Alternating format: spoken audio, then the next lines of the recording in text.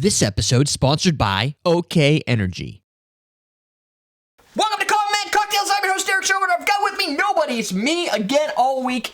Today, this recipe was developed and designed by hand. Handcrafted for perfection by me. It's called the OK Kraken. Now, the goal with this drink was to take what could just be a boring energy drink with rum in it and amp it up a little bit. Something that would fit a bar, or home, but something that was complex enough to be considered cool and fancy because it's got bitters, and something that has the Kraken.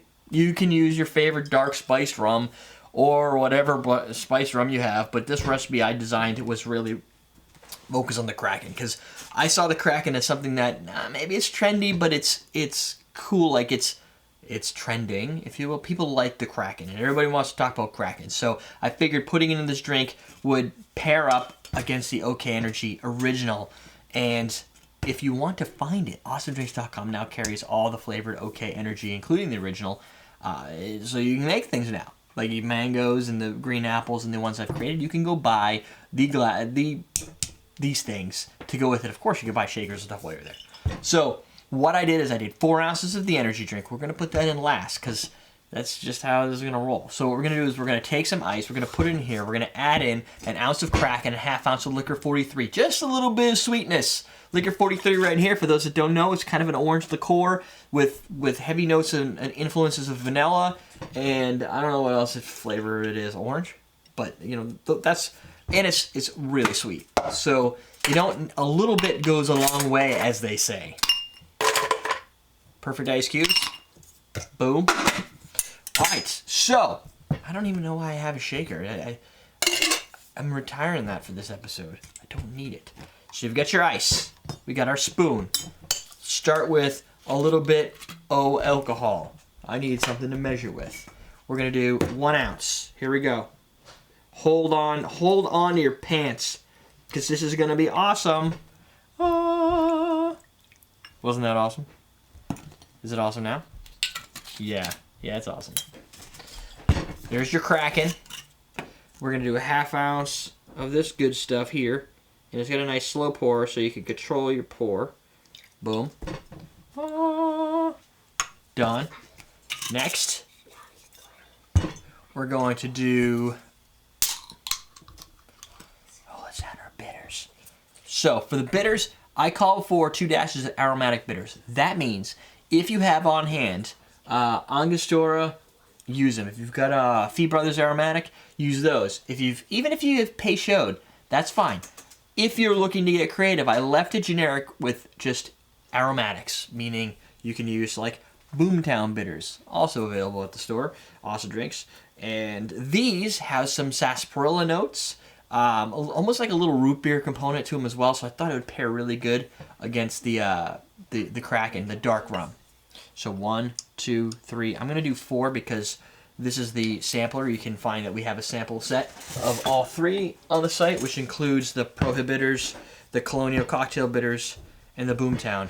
I have the bigger bottles, but if you notice when you're buying bitters and you buy samplers, you will probably find that the actual dripper is a little bit smaller, and a lot of the samplers you should double what it calls for because they don't make a full dash. Just, some programming notes for you there. Now, we're going to do our 4 ounces of energy drink. You can just pour it in if you want, but I'm going to be all prim and proper. And the original energy drink does have the same color as most energy drinks of its ilk, because the original is non-flavored. And I figure when I was kind of going through the tasting of all these, that 4 ounces against 1 or 2 ounces of alcohol was pretty good. Typically, I was finding a 1-to-4 ratio was a good deal. So if you just do rum and Coke, for instance, it would probably be 4 ounces of Coke, 1 ounce of rum. This is kind of playing that same thing, a little bit extra with the Licor 43, but it's close. You won't get too in trouble making this drink. And the goal really for this is to enjoy the drink more. If your goal is just to get flat out drunk, you're probably watching the wrong show, because that's kind of just... that's a part of my life I've lived through, and I don't know if I ever really was in that that phase of life, but I know some people who were. Smells like, oddly, it has a little Coca-Cola smell to it. I think this is the bitters and the rum playing in.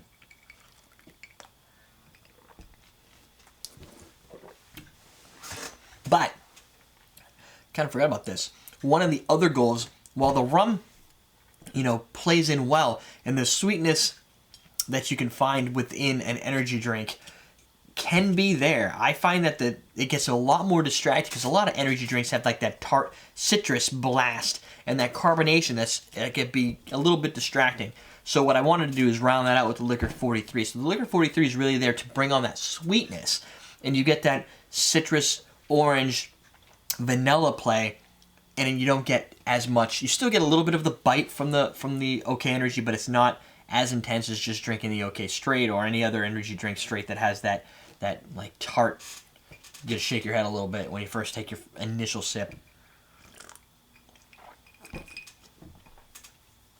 You also will find the impact of your bitters plays a role within the drink.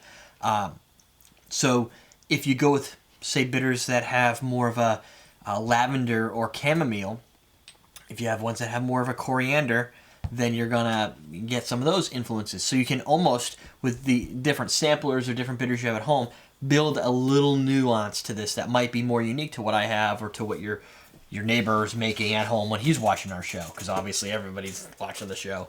That's how we roll. Hey, Jennifer. What? I forgot to ask. Do we have any question of the day? Yep. Yes. What is the best root beer cocktail you've ever had? The best root beer cocktail that you've ever had? None. It takes over. Yeah. Give me that recipe. Because I have yet to find a root beer cocktail that really blows my doors. Just not... I haven't found anything. I find that root beer has so many components itself that it distracts or it just destroys anything else it tries to pair with. Aside from, of course, vanilla ice cream. But vanilla ice cream makes everything awesome. So, think about that. However, if you could come up with a good root beer cocktail, and I don't mean go out there and say, oh, this one's awesome. I just took a bunch of ingredients. I was like, it was the best root beer cocktail ever. Serious root beer cocktail. That's got some definite awesome factor to it. I would love to see it. What do you guys think is your favorite or best root beer cocktail? Even if you don't know it and you're just like, I went to a bar and I had this root beer cocktail. It was freaking awesome. Just let me know. Because that's what we do here. We ask questions. This is so much better than root beer cocktail. It's like beer. Beer and a cocktail doesn't make much sense. Beer is the recipe. Root beer is the recipe. And I think I know why. It's got the word beer in it. The only difference is ginger beer, which makes a good cocktail.